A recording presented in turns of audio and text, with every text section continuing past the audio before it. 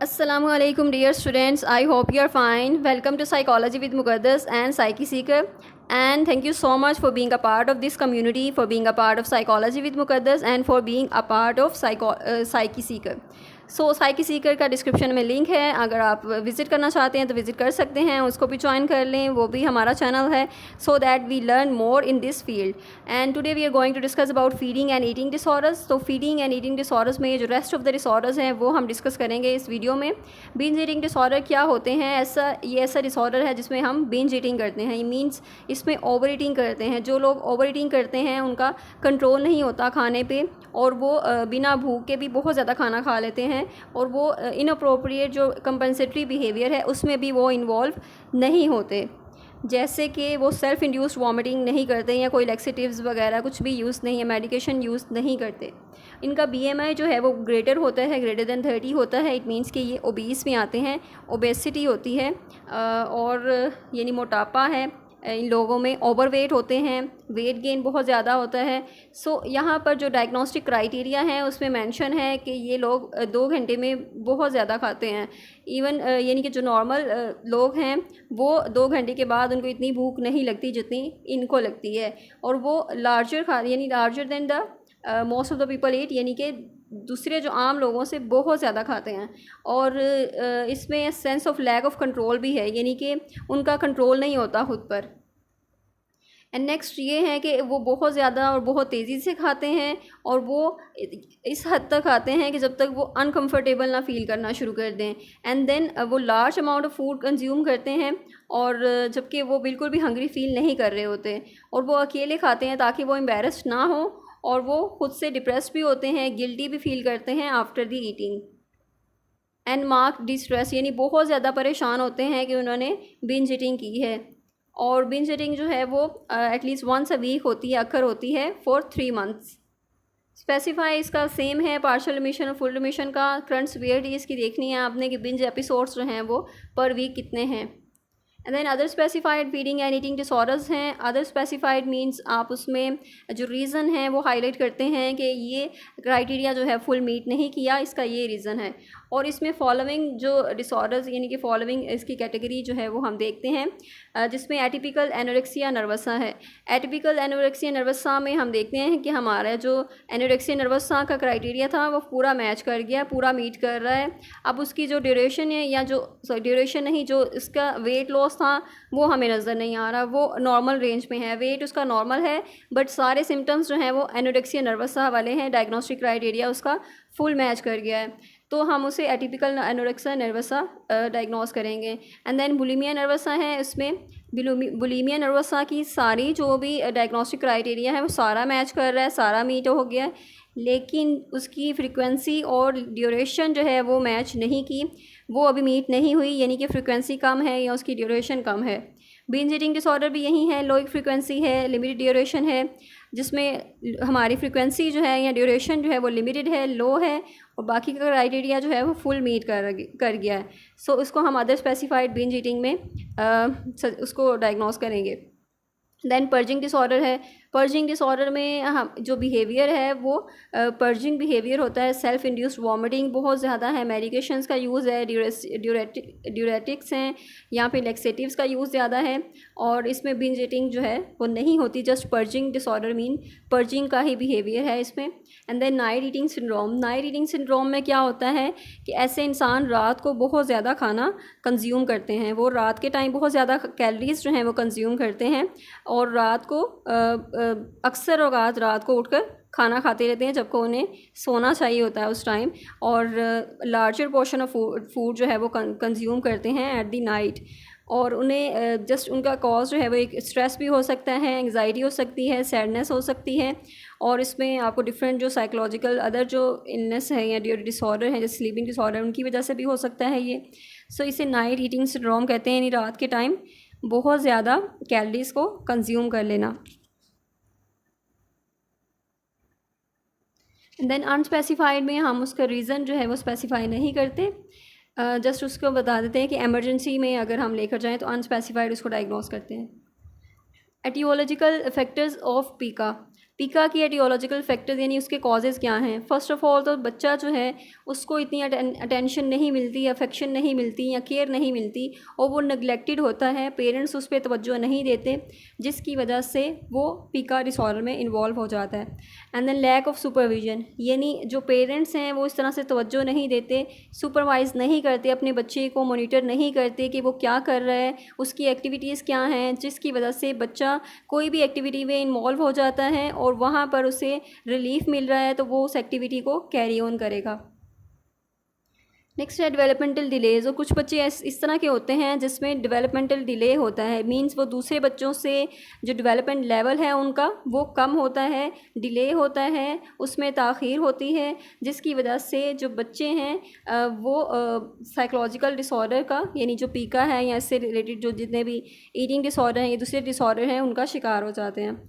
सो rumination disorder उसकी जो same aetiology है जैसे कि पीका डिसऑर्डर की है कि बच्चे अवॉइडेड या निगलेक्टेड बच्चे जो होते हैं या लैक ऑफ स्टिमुलेशन है और स्टिमुलेटेड इन्वायरमेंट नहीं है, बच्चे को इनफ अटेंशन नहीं मिल रही या केयर नहीं मिल रही या फिर अफेक्शन नहीं मिल रही या पेरेंट्स तवज्जो नहीं दे रहे, तो इस वजह से बच्चे ज़्यादा ईटिंग डिसऑर्डर्स की तरफ चले जाते हैं, ईटिंग डिसऑर्डर्स का शिकार हो जाते हैं और वो अपने रिलीफ एक अपनी जो एंग्जाइटी है उसको निकालने के लिए इस तरह के बिहेवियर्स में इन्वॉल्व हो जाते हैं और उनकी कोई इसमें अटेंशन जो कॉन्शियस अटेंशन है वो नहीं होती, बल्कि अनकॉन्शियसली वो ये सब कर रहे होते हैं ताकि उनकी जो एंग्जाइटी है या उनका जो स्ट्रेस है लेवल वो कम हो सके।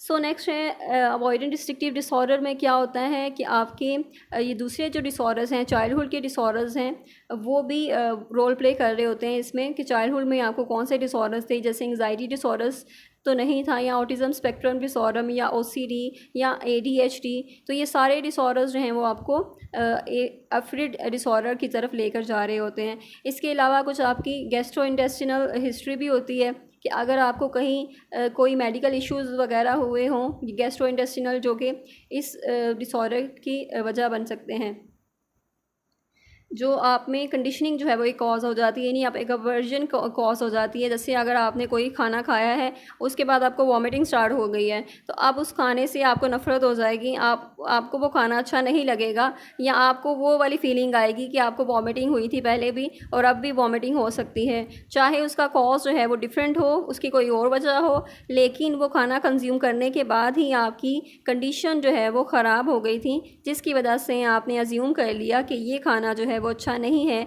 या फिर इस खाने की वजह से मुझे वॉमिटिंग आएगी या मेरे लिए अच्छा नहीं है। तो इसकी वजह से भी आपकी जो कंडीशनिंग हो जाती है, इसकी वजह से भी ये डिसऑर्डर हो सकता है। एंड देन एनोरेक्सिया नर्वसा क्या होता है? एनोरेक्सिया नर्वसा की एटियोलॉजी जो है वो क्या है, यानी इसमें आप बहुत ज़्यादा कॉन्शियस हो जाते हैं अपनी बॉडी इमेज को लेकर और जो फ़ीमेल है स्पेशली वो बहुत ज़्यादा कॉन्शियस हो जाती हैं कि वो मोटी हो रही हैं। जैसे कि सोसाइटी में स्टीरियोटाइप्स होते हैं फ़ैट लोगों के बारे में, लोग उन्हें पसंद नहीं करते, उन्हें शाय लोनली ग्रीडी जो है वो समझा जाता है, जिसकी वजह से जो गर्ल्स हैं वो अवॉइड करती हैं और एक जो टैबू है, जो एक सोशल टैबू है कि जो गर्ल्स हैं वो स्मार्ट जो हैं गर्ल्स वो अट्रैक्टिव लगती हैं, जिसकी वजह से गर्ल्स बहुत ज़्यादा इसमें प्रेशराइज होती हैं और वो समझती हैं कि उन्हें अपनी जो फ़िज़िकल मेंटेनेंस है, जो फ़िज़िकल है यानी उसको मेंटेन होना चाहिए और फिज़िकली मेंटेन होना चाहिए, स्मार्ट लगना चाहिए और वो उनको मोटी नहीं होना चाहिए, अदरवाइज़ सोसाइटी जो है वो उनको एक्सेप्ट नहीं करेगी। सो इस तरह की जो थिंकिंग होती है या फिर वो एक मॉडलिंग का होता है कि जो टीवी में देख लेती हैं या मॉडल्स वगैरह देखती हैं, उनको कॉपी करना चाहती हैं, उनके जैसे दिखना चाहती हैं, उनके जैसे बनना चाहती हैं या मॉडल बनना चाहती हैं, तो उस वजह से भी एनोरेक्सिया नर्वसा क्या डिसऑर्डर उनमें हो जाता है। और अगर आपके फर्स्ट डिग्री रिलेटिव्स जो हैं जैसे बायोलॉजिकल रिलेटिव्स हैं, अगर उनमें ये डिसऑर्डर है देन फिर भी आपका ये डिसऑर्डर होने का रिस्क जो है वो इंक्रीज़ हो जाता है। एंड देन बुलिमिया नर्वसा की एटियोलॉजी में डिफरेंट फैक्टर्स हैं। इसमें first of all weight concern भी है आपका और ऑलमोस्ट बुलिमिया और एनोरेक्सिया नर्वसा के जो एटियोलॉजी है वो सेम ही है बिकॉज़ इसमें आपके वेट कंसर्न्स होते हैं और एनोरेक्सिया नर्वसा में भी आपके वेट कंसर्न होते हैं कि आपका वेट गेन ना हो जाए, जिसकी वजह से आप यहाँ रिस्ट्रिक्टिव टाइप के बिहेवियर में चले जाते हैं या फिर आप बिंज ईटिंग और पर्जिंग टाइप के बिहेवियर में इन्वॉल्व हो जाते हैं। इस तरह जो बुलिमिया नर्वसा है इसमें भी आप बिंज ईटिंग और रिस्ट्रिक्टिव नहीं है, इसमें सिर्फ बिंज ईटिंग है। बिंज ईटिंग करते हैं आप और आपका इनअप्रोप्रिएट जो कंपनसेटरी बिहेवियर है जिसमें सेल्फ इंड्यूस वॉमिटिंग वगैरह है, तो वो सारी चीज़ें ये आपके वेट कंसर्न्स की वजह से ही होती हैं।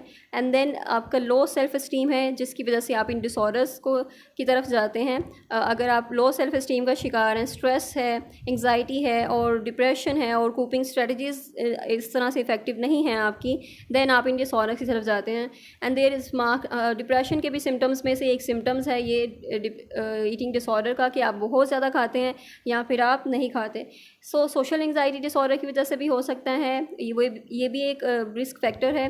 Then over anxious disorder of childhood, यानी आप बचपन में कोई ओवर एंशियस डिसऑर्डर था जिसकी वजह से आपको बुलिमिया नर्वसा हो सकता है।